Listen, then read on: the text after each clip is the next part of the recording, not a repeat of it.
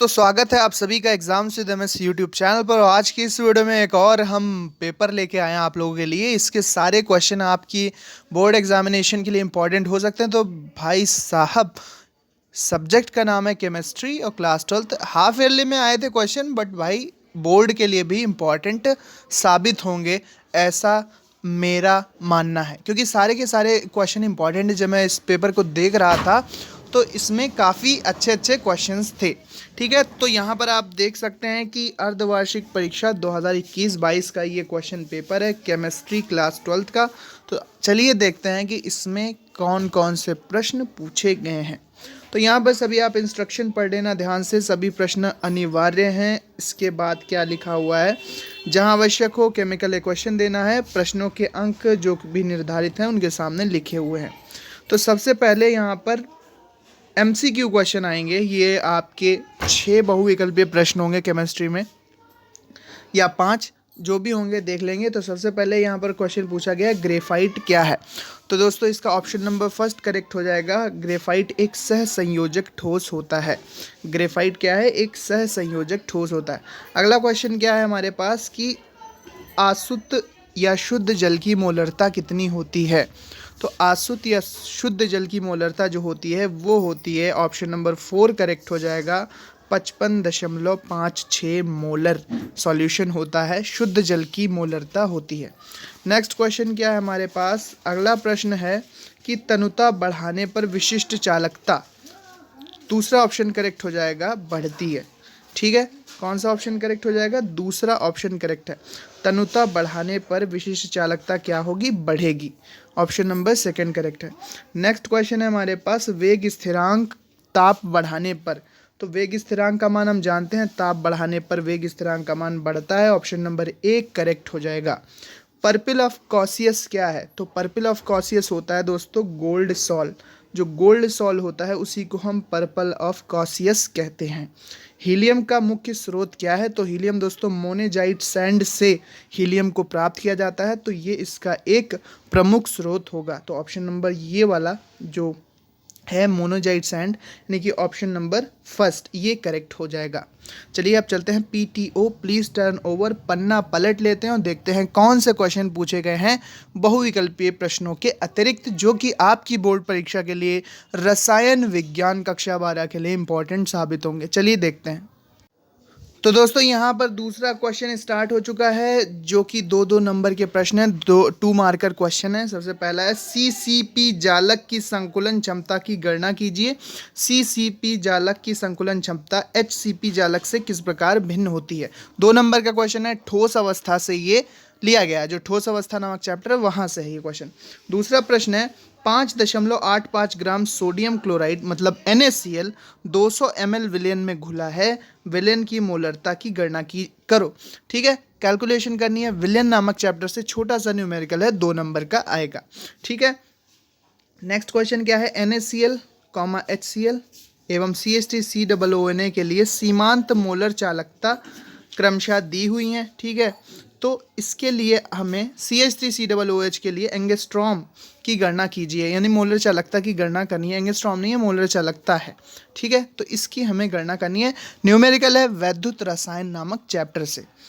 Next question क्या है हमारे पास दोस्तों, ये बहुत अच्छे क्वेश्चन है, आपको सॉल्व करना चाहिए। सभी इंपॉर्टेंट क्वेश्चन है और कई बार ये पीछे बोर्ड परीक्षाओं में पूछे जा चुके हैं पिछले सालों में, इसलिए इनको एक बार सॉल्व करके देख लेना, अच्छे से समझ लेना। यहाँ पे सॉल्व कराना थोड़ा सा मुश्किल है, लेकिन आप कमेंट बॉक्स में कहोगे तो हम ज़रूर सॉल्व करके भी आपको दिखाएंगे। ठीक है, तो यहाँ पर चौथा क्वेश्चन क्या है 2 नंबर में, यहाँ पर है SO2Cl2 सल्फ्यूरिल क्लोराइड की अपनी प्रारंभिक मात्रा से आधी मात्रा में वियोजित होने में 60 मिनट का समय लगता है। यदि यह अभिक्रिया प्रथम कोटि की हो तो वेग स्थिरांक की गणना करो। तो वेग स्थिरांक की गणना आपको करनी है, रेट कांस्टेंट की गणना करनी है। ये रासायनिक बलगतिकी यानी कि केमिकल डायनेमिक्स नामक चैप्टर से है, न्यूमेरिकल 2 नंबर का। तीसरा क्वेश्चन, 2-2 नंबर के प्रश्न अभी जारी रहेंगे। हैलोजन रंगीन क्यों होते हैं? छोटी सी व्याख्या आप देख लेना, पढ़ लेना, याद कर लेना, लिख देना। अगला क्वेश्चन है नदियां समुद्र में मिलने से पहले डेल्टा का निर्माण करती हैं, क्यों? ये भी कारण पूछा गया है। ये पृष्ठ रसायन नामक चैप्टर से, जो सरफेस केमिस्ट्री वाला चैप्टर है, वहाँ से ये क्वेश्चन लिया गया है। अगला क्वेश्चन है, आभासी आणविक अभिक्रियाएं या आभासी एकाणुक अभिक्रियाएं क्या होती हैं, एक उदाहरण द्वारा स्पष्ट करो। 2 नंबर का क्वेश्चन है दोस्तों, ये भी हमारा जो चैप्टर है पृष्ठ रसायन वहाँ से लिया गया है। अगला प्रश्न है, भार अनुसार 25% ग्लिसरॉल के जलीय विलयन में ग्लिसरॉल के मोल अंश की गणना कीजिए। मोल अंश मतलब मोल प्रभाज की गणना करने को बोल रहे हैं। 2 नंबर का ये प्रश्न है। अगला क्वेश्चन यहाँ पर स्टार्ट होता है 4 नंबर का क्वेश्चन, यानी कि 4th क्वेश्चन, और इसके जो प्रश्न हैं ये 3-3 नंबर के हैं। सबसे पहला प्रश्न है, स्कॉटकी और फ्रैंकल दोषों में अंतर स्पष्ट कीजिए। भाई साहब इंपॉर्टेंट है, इसको अभी से याद करना है। स्कॉटकी और फ्रैंकल दोष में अंतर क्या होता है। कोलेराउश का नियम मोस्ट इंपॉर्टेंट, याद करके ज़रूर जाना। इस नियम का एक अनुप्रयोग उदाहरण सहित देना है, ठीक है। कोलेराउश का नियम मोस्ट इंपॉर्टेंट, वैद्युत रसायन चैप्टर से है, बहुत बार आता है।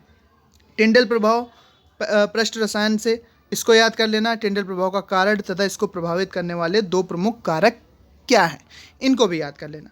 हीलियम, नियॉन तथा आर्गन की उपयोगिता, ये अक्रिय गैसों वाले चैप्टर से लिया गया है। अगला क्वेश्चन 5 नंबर का, मतलब क्वेश्चन नंबर 5, और इसके क्वेश्चन 4 नंबर का पहला पूछा गया है। क्लोरीन बनाने की 2 विधियां तथा 3 रासायनिक समीकरण, रासायनिक गुणों को रासायनिक समीकरण देते हुए लिखना है, ठीक है।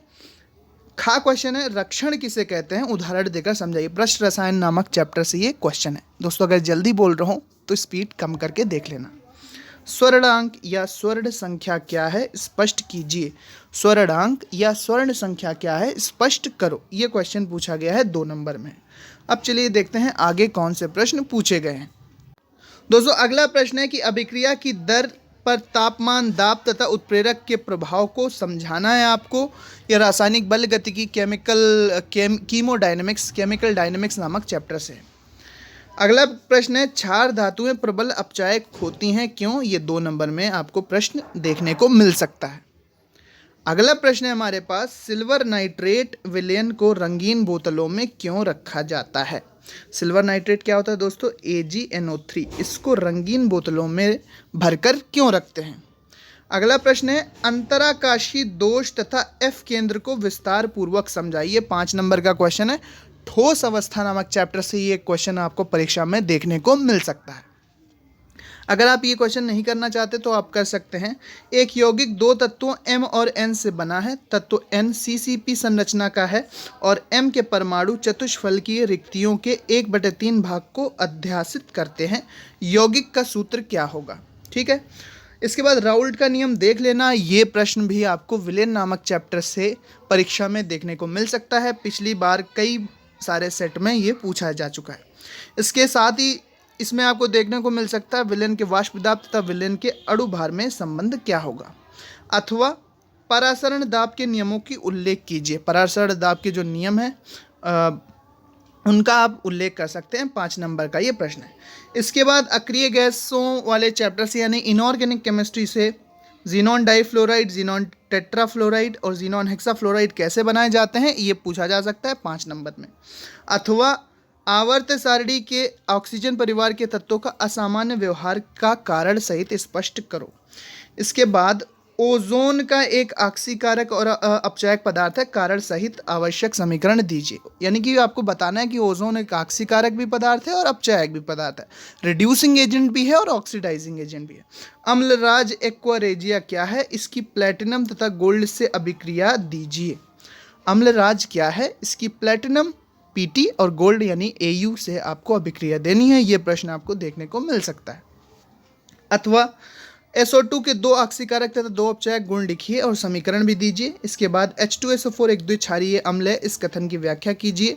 इसके बाद उन 2 विषैली गैसों के नाम लिखिए जो क्लोरीन गैस से बनाई जाती हैं। दोस्तों इसमें ऑर्गेनिक केमिस्ट्री के क्वेश्चन नहीं है, इसलिए आपको ऑर्गेनिक केमिस्ट्री को अलग से तैयार करना चाहिए, लेकिन इसमें इनऑर्गेनिक केमिस्ट्री के काफ़ी अच्छे अच्छे प्रश्न हमें देखने को मिले हैं। तो ऑर्गेनिक केमिस्ट्री के सभी इंपॉर्टेंट क्वेश्चन हम आपको ज़रूर बताएंगे अपने अगले किसी वीडियो में। तो stay tune with exams with MS YouTube channel. ये वीडियो आप देख रहे थे exams with MS YouTube channel पे। इसी प्रकार की important videos, important questions, model paper, question paper के लिए आप सब्सक्राइब करके ज़रूर रखना। एजुकेशनल न्यूज़, मोटिवेशनल वीडियोस भी आपको यहाँ पर मिल सकते हैं, ठीक है। So thanks for watching and listening me and good luck for your future दोस्तों। Thank you and bye bye.